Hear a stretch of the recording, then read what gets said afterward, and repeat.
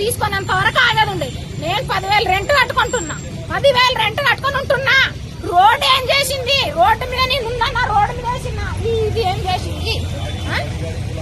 ఈ పక్కన వేసుకున్నా. నా కాళ్ళ నొప్పులతో నేను బతుకుతున్నాను, ఈ గుడిసెలో బతుకుతున్నా. ఈ గుడిసెలో బతికినప్పుడు నేను రోడ్డు మీద బతికినప్పుడు బతికేటోళ్ళకు ఒక రోజు టైం, ఒక గంట టైం నా సామాన్ తీసుకుంటా. నా సామాన్ విలువ కట్టి మనం దయచేసి కేసీఆర్ సార్ ఎక్కడున్నాడో కేసీఆర్ సార్ రావాలి. కేసీఆర్ సారే నాకు న్యాయం చేయాలి. కేసీఆర్ సార్ న్యాయం చేస్తేనే ఇది బాగుపడుతుంది. హైదరాబాద్ లేకనాడు ముంచేస్తాడు, న్యాయంగా ముంచేస్తాడు.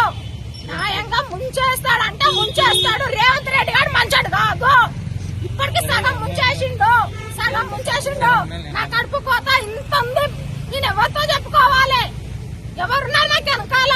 ఇప్పుడు ఈ బాధ ఇదంతా ఎవరు తీయాలి? ఎవరు ఇప్పుడు ఇంత అన్ని ఇరిగిపోయినాయి. నా సామాన్లు తీసుకునేదాకా నాకు టైం ఎందుకు వెళ్ళాడు? 5 నిమిషాలు టైం ఇంటి సార్ చదువుకుంటా, 5 నిమిషాలు టైం ఇంటి అంటే వెళ్ళాడు. నా సామాన్లు ఇరిగిపోయినాయి. నా కొడుకు కష్టం చేస్తాడు. నేను ఇప్పుడు ఏడో బతకాలి చూపిండి నాకు దారి. రేవంత్ రెడ్డి నాకు రేపటికాలు చూపించాలి. లేదా కేసీఆర్ సార్ కాలు పట్టుకుంటా పోయి కేసీఆర్ సార్ నీకు ఉన్నప్పుడే నాకు బాగుండే హైదరాబాద్ నాశనం చేయడానికి వచ్చిండని చెప్తా. హైదరాబాద్ నాశనం చేయడానికి వచ్చిండు రేవంత్ రెడ్డి గారు.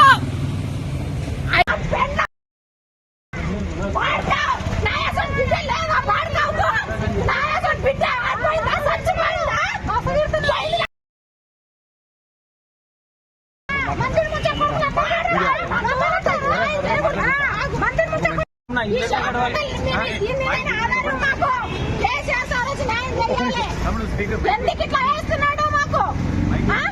వచ్చినాక మమ్మల్ని ఇంత ఇది వడగొట్టండి. ఇప్పుడు ఇవే వడగొట్టినప్పుడు రోడ్డు మీద వడగొట్టిండు. రోడ్ ఉన్నది ఈ చెట్టు వడగొట్టలే, వడగొట్టలే. ఈ డబ్బా కొంచెం కదిలించండి అంతే. నా డబ్బా మొత్తం దీని మీద టార్గెట్ పెట్టిండా?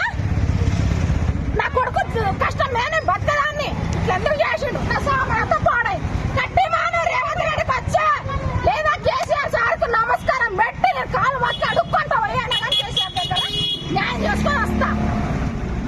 గెలిపించినందుకు మా చెప్పుతో మేము పట్టుకున్నట్టు చేసిన పాడ మా చెప్పుతో మేము పట్టుకున్నట్టు చేసిన ఇంకోసారి రాడు రేవంత్ రెడ్డి గారు పాడతాం పాడి పట్టుకోడాడు. మేమేం అన్యాయం చేసినాము, మాకు న్యాయం చేయమను. ఎందుకు